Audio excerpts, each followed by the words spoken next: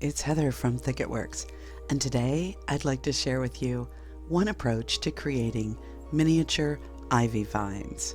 This project is scaled to work with dollhouse or 1/12 scale miniature environments. But of course, you can resize the free SVG files to any scale that works with your project. I own, use, and love the Cricut Maker, but any electronic cutting machine that can work with SVG files will be able to handle this particular job. So let's get started. The main focus of this video is actually going to be in the preparation of the paper that we will be cutting. It begins with several sheets of regular copy paper and a container of regular baby oil and something to spread it with. I'm using a little soft sponge. I have 4 sheets of copy paper layered on top of each other, and I'm using both the sponge and my fingers to rub the baby oil into both sides of every sheet of paper that I intend to use. The point of this process is to create a finished product that resembles commercial vellum. So if you find tiny white spots, it's important to continue rubbing the oil into the surface until they disappear. Here's a white streak along one edge. Once that white streak has been taken care of, you can see just how translucent this material becomes. The surface of this DIY vellum will retain a bit of oiliness, but don't worry, we'll take care of that in a later step.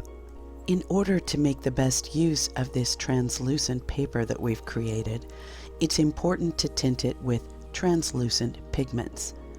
I'm turning to a variety of spray inks, but you could just as easily use watercolors or distress inks or distress stains. The goal here is to create a variegated, organic feel to the color field that we're creating on these pieces of paper. That will best mimic the kind of mottled appearance that so many ivy varieties have. To do this, I'm using yellows and blues, olive greens, a whole variety of colors, and I'm making very certain to apply them on both sides of the paper.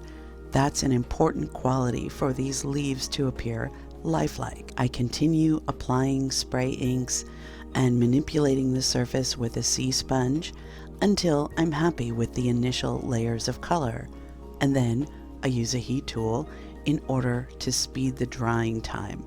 That allows me to reassess the dried pages and apply more pigment where necessary. Once I'm happy with the level of color intensity, I choose to iron these pages.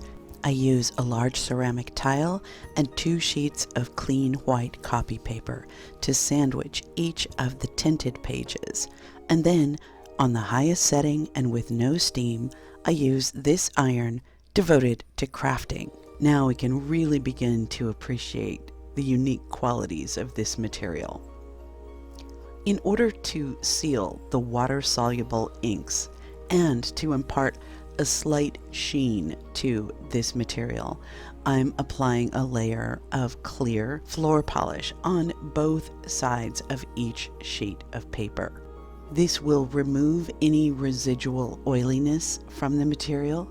It will seal in the water-soluble pigments that I've used, and it will impart a beautiful, soft luster to the surface, very reminiscent of actual ivy leaves. I love watching the transformation as we apply this top coat. The way that it increases the vividness of the colors and that soft sheen just get us one step closer towards that authentic feel of real ivy leaves. And don't be concerned if some of the color comes off on your sponge or brush. That's perfectly normal. Allow your sheets of do-it-yourself vellum to dry naturally, and once they have dried, you'll see this soft sheen, which is so characteristic of leaves. I use some of the same floor polish and a little bit of white acrylic craft paint and splatter the surface using a toothbrush. I use a toothbrush because it's capable of creating tiny little splatters, and that's in keeping with the scale of this project. If there are a few that are a bit larger, that's just fine. At this stage, you'll have several sheets of this beautiful, almost leathery material to work with. In order for the Cricut Maker to successfully cut this gorgeous paper, it's absolutely crucial that any remaining trace of oiliness be sealed completely. Any good quality clear gloss spray sealer should perform this function for you. I use whatever's closest to hand, and often that's this Rust-Oleum 2-time Ultra Cover in clear gloss. It works really well. Additionally, you may find that even when using the strong grip mat, the paper isn't sticking sufficiently to the surface of that mat to get a clean cut. So don't hesitate to use a small amount of a repositionable spray adhesive on the back of your do-it-yourself vellum, whatever it takes to make sure it doesn't shift while on the mat. So now it's time to take it to your electronic cutter and turn it into ivy leaves. As usual, I'll be using the Cricut Maker, and I'll be affixing this material to a strong grip mat, loading the mat into the machine. Then I'll jump into Design Space and set up the cut. All of the Cricut Maker settings, along with the SVG files, can be located by clicking the link in the description. That will take you to the blog post where all of the details are outlined for you. Now it's just a question of waiting for the machine to do its job. Each sheet of these ivy leaf SVG patterns will yield over 1,000 individual leaves. So it's up to you how few or how many sheets you need to cut for this project. This was my first experiment with this particular cut file. It has since been refined and shouldn't result in any of the lifting or tearing that you witnessed here. But just look at all those beautiful little ivy leaves. And I took great care to make sure that they were created in many different sizes and not just a repetition of the same shape over and over again. This is really going to help with that look and feel of authenticity. It takes a few minutes to scrape all these little beauties off of the mat, but once we have all this tiny ivy leaf confetti to play with. And I think now you can appreciate why it was so important to create variegated paper and to add the tiny white speckles on the surface. I don't think I'll get rid of the excess here either, because that looks like it has some real potential. At this point, the leaves are beautiful as is, but they look a little stiff and artificial. In order to remedy that situation, I've placed a small piece of craft foam on my workbench. I've set up 2 containers so I don't get too confused. I'm using a ball stylus and gently pressing onto each and every leaf in order to create some subtle curved contours. Now, I know this seems like an awful lot of work, especially when we're talking about thousands and thousands of leaves, but put on your favorite podcast or listen to your favorite music. I promise it will go much more quickly than you think. And the end results are so cool looking. And see, you can even do it production style, working with a lot of leaves at once. I find using one of these little micro brushes with its tip dipped in something like Aleene's Tack It Over and Over makes an incredibly useful tool for picking up each of the individual leaves. Once you've prepared your batch of ivy leaves it's time to start turning our attention to creating the vines. For this, I'm using the cheapest jute twine that I could find, and I'm unraveling short pieces of it. It's really messy, it's really hairy, and that is absolutely perfect for our purposes. I chose to try using 3D matte gel and a short bristled brush to coat each piece of this twine with adhesive prior to applying it to the surface. It worked really well, but if you don't have 3D matte gel, any good quality thick adhesive that dries clear and that isn't shiny will be a great alternative.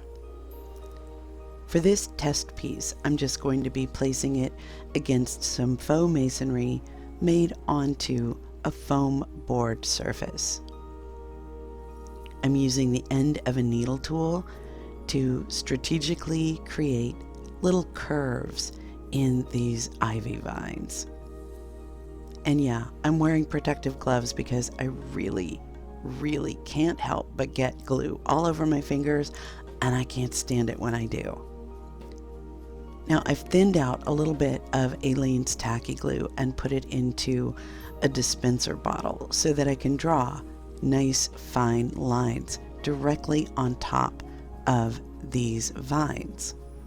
And then I'm using my micro brush that's been dipped in Aleene's Tack It Over and Over to pick up the individual leaves and to place them along that PVA glue, making sure that I alternate their orientation and that I intersperse the tiny little leaves with the larger ones. Okay, now for the Secret Garden Diorama, I chose to take one extra step, which was simply to use a thinned version of brown acrylic craft paint to tint the vines before beginning to place the individual leaves. Other than that, the process is precisely the same. Just apply PVA glue to the surface wherever you want it to appear, as though the ivy is stretching out its tendrils. And then be selective in your choice of leaves and create a pattern that pleases your eye. The variety of color and the little tiny speckles on the surface of the leaves really helps to bring this piece to life. And it actually didn't take very many leaves to create this effect at all. Now I'm going to attach this wall to the end of the diorama using 3-in-1 advanced craft glue.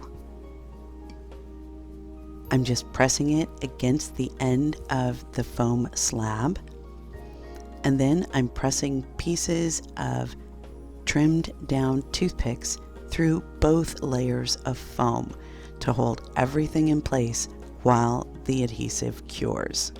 I'm looking forward to sharing the rest of the processes that we will be exploring as we finish the Secret Garden Diorama. One last point about the material that we created for today's ivy vine project.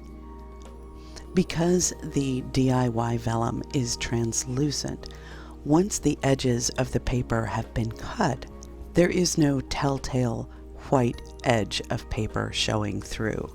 That's one of the reasons that I really love this method. It's these subtle details that bring me such delight and that make me love the creation of miniatures. Every little bit of authenticity helps when it comes to bringing our favorite visions to life. I hope that this has been useful to you in some way. Thank you, as always, for hanging out with me today. Until next time, bye.